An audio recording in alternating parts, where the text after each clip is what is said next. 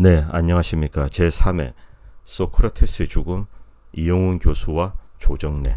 최근 페북에서 또 30일 계정 중지를 당하고 쉬면서 조국의 멸망을 지켜봤습니다.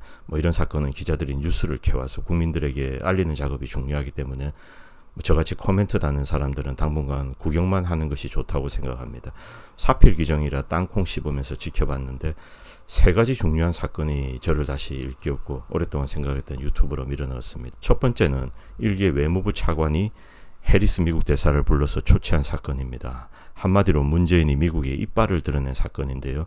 본격적인 관제 반미를 준비한다고 봐야 합니다. 도발의 공은 미국에 넘기려고 자극한다고 생각됩니다만, 두 번째는 선거법 개정을 시도한 것인데 이는 진보 정당을 반미놀이의 하수인으로 쓰기 위한 사전 작업으로 봐야 합니다. 세 번째는 역시 탄핵에 관한 대법원의 파기환송입니다. 이 부분은 문재인 측과 자한당의 찬탄 기득권 세력 모두를 위한 것으로 봐야 합니다.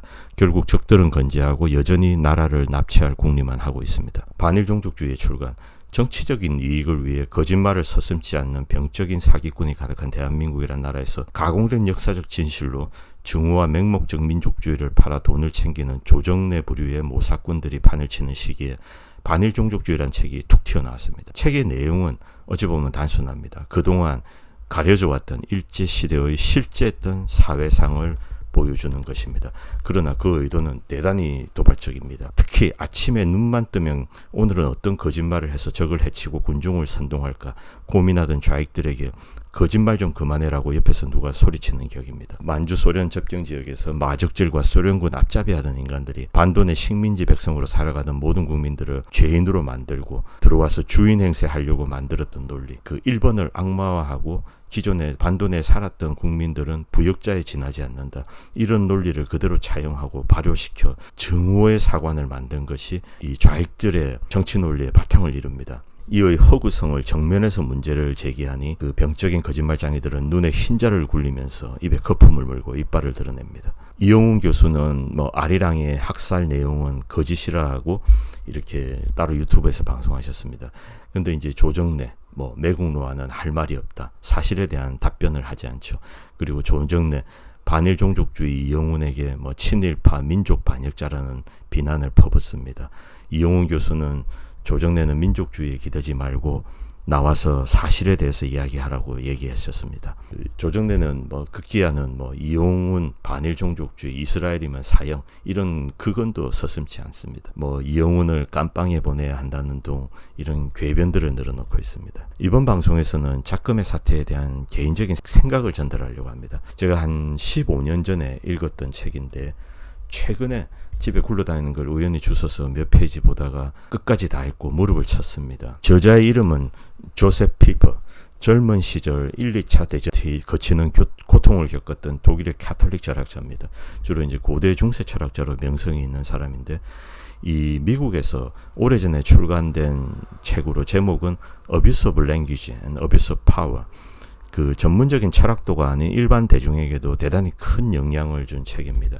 직역을 하자면 언어의 남용인데 언어를 나쁘게 사용을 하면 권력을 나쁘게 사용한 것이랑 똑같다 이런 뜻입니다. 즉 책의 주요 내용은 언어가 진실과 덕성을 가르치고 교환하는 데 이용되지 않고 인간을 조종하고 정치적 또는 상업적 목적을 위해 선전선동을 하는 수단으로 사용하려는 현실을 분석하고 있습니다. 주로 이제 책 내용은 토마스 아퀴나스의 철학을 소개하면서 올바른 언어의 사용이 진리와 지혜, 미덕에로 이르는 길임을 일반 독자에게 가르쳐주는 명제입니다. 책의 내용은 우리가 잘 아는 이 소크라테스의 죽음에 관한 일화에서 시작합니다. 소크라테스는 젊은이들을 현혹시키고 타락시킨다는 제목으로 사형을 언도받습니다. 당시 사형 선고는 실제로 사형에 이어지기보다는 다른 도시 국가로 도망가면서 마무리되는 게 흔한 시절이었습니다. 아주 심각한 반역죄가 아니면 사실상 추방으로 봐야 되는 시절이었죠. 그러나 소크라테스는 죽음을 선택합니다. 소크라테스의 변명, 즉 아팔로지와 크리토를 보면은 소크라테스가 탈옥과 죽음 사이에 직면한 아이러니가 잘 나오게 되는데 이 아이러니가 지금의 한국의 현실과 너무나 유사해서 제가 이 편을 찍게 되었습니다. 제자들은 소크라테스에게 도피를 권하지만 결국 소크라테스는 햄록을 마시고 죽음을 택합니다. 일반인들은 악법도 법이다라는 이야기로 알고 있지만 그것은 좀 부차적인 이야기입니다. 많은 사람들이 아폴로지를 읽어서 스토리는 알지만 그가 죽음을 선택한 진정한 이유에 대해서는 오해를 하고 있습니다.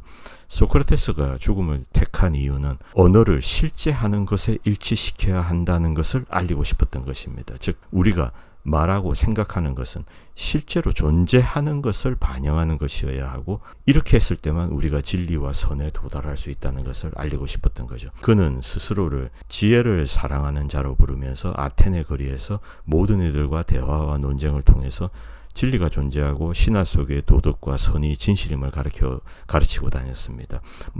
필로소퍼가 지혜를 사랑하는 자인데 필로스는 지혜고 소피아는 러브죠. 그래서 필로소퍼가 지혜를 사랑하는 자, 이때 나온 말 같습니다.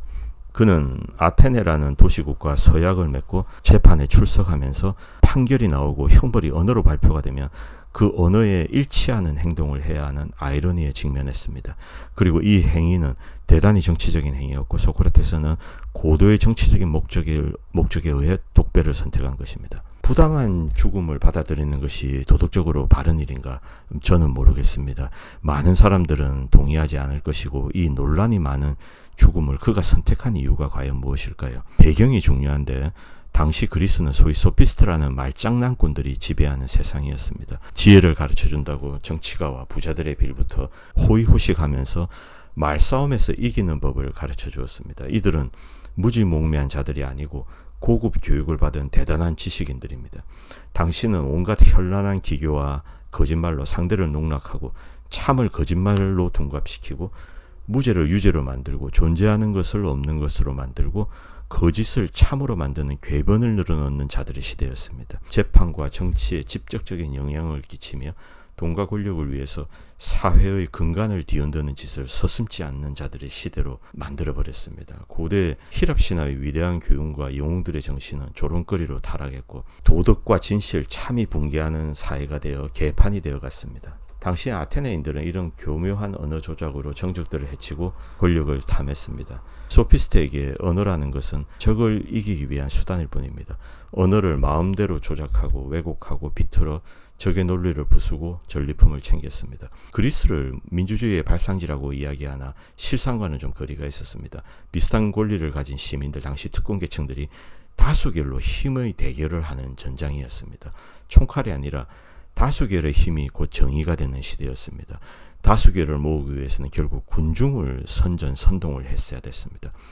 소크라테스는 언어의 오용은 인간의 영혼에 악을 불러온다고 말하면서 언어의 논리적이고 올바른 사용으로 인간은 신의 지혜와 진리에 이를 수 있다는 신념을 가지고 있었고 변정을 통해서 젊은이들을 깨우쳐갔습니다. 소크라테스와 제자들은 소피스트들과 투쟁에 들어갔고 아테네의 정치를 바로잡기 위해서 이들과 일전을 서슴지 않았습니다. 소크라테스의 영향력이 커져가자 부자들과 소피스트들은 젊은이를 현혹한다는 명분으로 그를 기소했습니다.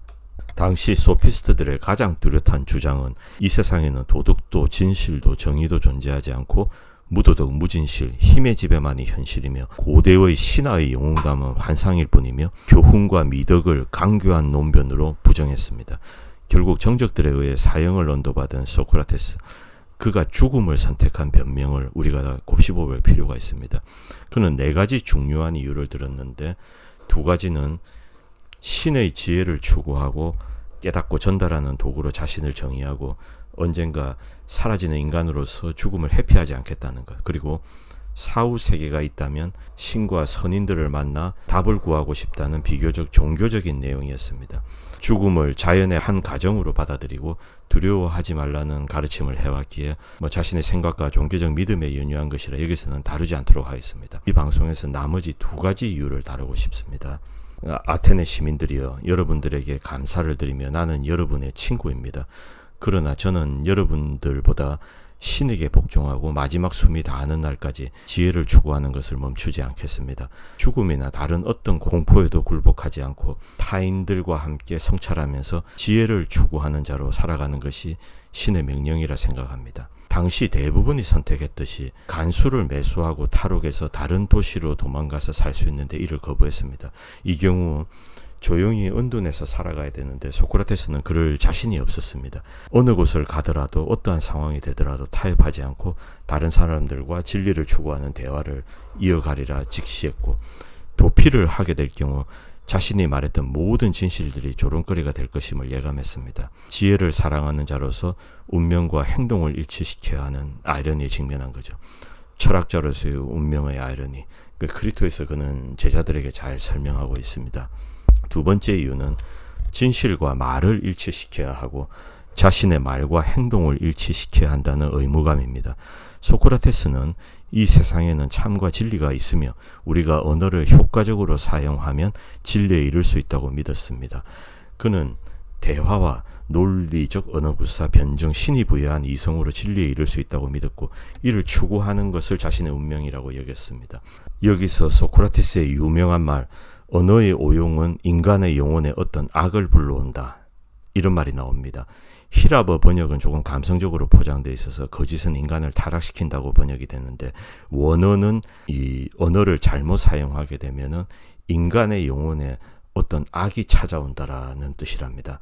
언어가 사물과 일치하지 않으면, 즉 싱크로나이즈드 되어 있지 않으면 그 언어는 인간을 파괴한다는 뜻입니다. 인간관계를 파괴하고 국가를 해체하며 사회를 무정부 상태에 몰아넣고 만인을 적대적으로 바꾸게 되는 결과를 만들게 됩니다. 당시 그리스에서는 정치가와 법률가들이 사물과 단절된 언어를 오용하면서, 즉 거짓말을 하면서 시민을 속이고 기만하면서 권력과 부를 누렸습니다. 소피스트들은 이들을 조력하고 돈과 명예를 챙겼습니다. 소크라테스는 바로 이런 사회를 바로잡기 위해서 행동에 나섰고 거짓 세력에 의해서 죽음을 맞게 된 것입니다. 그리고 사물과 말과 행동을 일치시키기 위해서 그는 자신의 운명을 거부하지 않았습니다. 우리는 이것을 인테그리티라고 부릅니다. 지적인 정지성. 그는 재판관들에게 다음과 같은 말을 남깁니다. 저는 이제 죽음을 맞이합니다. 여러분에 의해서 죽음을 선고받습니다. 그러나 여러분은 진리에 의해서 사악함과 불의를 선고받았습니다. 소크라테스는 복수심에 불타서 이런 이야기를 한 게 아닙니다. 복수를 원했던 것도 아니고 재판관들을 비난하고 싶었던 것도 아닙니다. 이 말을 통해서 사후에 남겨질 상황을 아테네 시민들에게 설명했습니다. 자신은 부당하게 죽음을 맞이하게 되나 이 죽음이 영원히 아테네인들에게 남길 도덕적 딜레마, 그리고 정치가와 소피스트들의 계변이 어떻게 사악함으로 이어지는가를 생생하게 보여줄 것이라 예언을 했습니다. 그저께 보았듯 김명수와 법법이 은 소피스트들 역시 사악함과 불의를 선고받았습니다. 흔히 서양 문명은 유대 기독교, 주데 크리스천니티랑 그리스 문명, 그릭 시빌리제이션이랑 결합으로 봅니다. 유대 기독교는 신의 형상을 한 인간의 존엄성과 그리고 인간 간의 박애의 중요성을 설파하면, 그리스 문명은 우리가 일반적으로 알고 있는 관대, 정직, 용서, 신의, 약속, 충성 등 이러한 일반적인 미덕을 가르치고 있습니다. 지금 대한민국에 이것 중에 무엇이 남아있는지 좀 묻고 싶습니다. 미선이, 효순이, 광우병, 반민놀이, 이 모든 이 좌익들의 노름이 거짓말이죠. 그리고 이 거짓말이 사실은 지금 대한민국을 지배하고 있습니다. 심지어 국가의 수반이 국제공인 거짓말장이로 낙인 찍히고 조롱받고 있습니다. 권력의 구미에 맞도록 사실을 조작하는 지식인들, 실제를 비틀어 왜곡하는 언론인들, 거짓을 퍼뜨리는 정치인들, 그 독이 화살이 되어 국민들의 가슴에 꽂히고 있습니다. 그것도 부족해서 진실을 말하는 자의 입마저 막으려 하고 있습니다. 벤자민 프랭클린이 이런 이야기를 한 적이 있습니다. 표현의 자유야말로 자유로운 정부의 초석이며 한 나라의 자유를 공격하려는 세력은 가장 먼저 표현의 자유부터 공격한다. 최근 방통위원장으로 임명된 사람은 노골적으로 힘없는 일반인의 표현의 자유를 짓밟겠다고 공약했습니다. 반일 종족주의 저자들 중에 대표적인 인물인 이용훈 교수는 존재했던 사실을 그대로 전달했습니다. 왜곡된 역사를 탐닉하고 이용했던 세력들, 수단 방법들을 가지지 않고 이 교수를 조롱하고 마녀 사냥하기 시작했습니다. 우연히도 이 권력자는 국내 정치 기반 장악을 위해서 거짓을 퍼뜨리고 무모하고 어리석은 반일놀이를 시작했습니다. 물론 이용훈 교수는 소크라테스처럼 죽음에 직면한 것은 아닙니다. 군중과 진실, 핍박받을 운명, 이 여러 가지 복합적인 아이러니에 직면하고 있습니다. 그리고 아마 그가 처하게 될 고통의 강도는 더욱 커질 겁니다. 박근혜 대통령 역시 사악한 권력자, 재판관, 언론인, 그리고 진실과 감옥에서 죽음을 맞게 될 운명의 아이러니에 직면하고 있습니다. 이 두 사람이 직면한 아이러니는 그러나 두 사람의 전유물이 아닙니다. 이 아이러니는 태워질 수가 없습니다. 죄가 되기를 거부하는 것이고 우리가 피하거나 덮을 수 있는 성질의 것이 아닙니다. 바로 아테네 시민들처럼 우리가 두고두고 씹어야 하는 아이러니가 된 것입니다. 여기서 반일 종족주의의 내용을 언급하거나 탄핵의 부당함을 다시 반복하려는 것이 아닙니다. 이 이영훈 교수와 공동저자들 그리고 박근혜 대통령 그 외의 좌파 세력의 모해음해로 마녀 사냥을 당하고 있는 다른 분들이 직면한 운명에 대해서 이야기를 하고 싶을 뿐입니다. 한 분은 맞서서 논박을 하고 또 한 분은 침묵하고 있습니다. 어떤 대응이 옳은지는 판단할 수 없습니다. 거짓으로 권력을 챙기고 이익을 보는 자들은 여전히 거짓의 탑 주위를 스크럽을 짜고 거품을 물고 으르렁거리고 있습니다.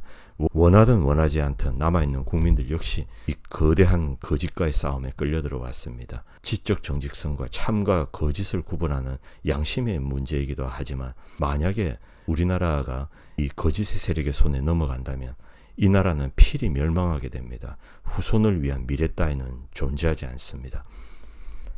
제가 에티엔 질송이라고 프랑스 캐톨릭 철학자인데요. 이 사람이 이제 이런 글을 남겼습니다. 인간 정신의 위대함은 그의 지적 정직성에 비례한다고요. 이영훈 교수님과 그 공동 저자분들에게 그 진심으로 감사하다는 말씀을 전하고 싶습니다. 결국 우리들에게 남겨진 의무는 무엇일까요? 그 남아있는 일반 국민들, 저희 같은 사람들은 무엇을 해야 할까요? 이 미국의 작가인 우술라 K. 르긴, 이 양반은 샌프란시스코 근처 이제 버클리 쪽에 살면서 사이언스 픽션을 쓰는 사람입니다. 근데 공상과학 소설인데 꽤 유명한 사람입니다. 근데 이분이 그때 이제 나이가 들어서 상을 받는데 그 시상식에서 이런 이야기를 한 적이 있습니다. 언어의 오용은 인간에게 악을 불러온다. 즉 거짓말을 하면 인간 영혼은 타락한다. 이 말을 인용하면서 다음과 같은 이야기를 했습니다. 의역을 좀 했는데 사악한 정부는 교묘한 언어의 오용에 의존하고 있다. 즉 거짓 선전선동에 의존하고 있다. 언어의 엄격한 사용이 진리를 얻을 수 있는 길이고 사악한 정부의 정치적 주장과 선전선동의 반쪽짜리 진실을 맹신하지 않기 위해서 우리는 정교한 글읽기를 해야 한다. 바로 이게 우리의 의무가 아닌가 싶습니다. 감사합니다. 다음 4편에서 뵙겠습니다.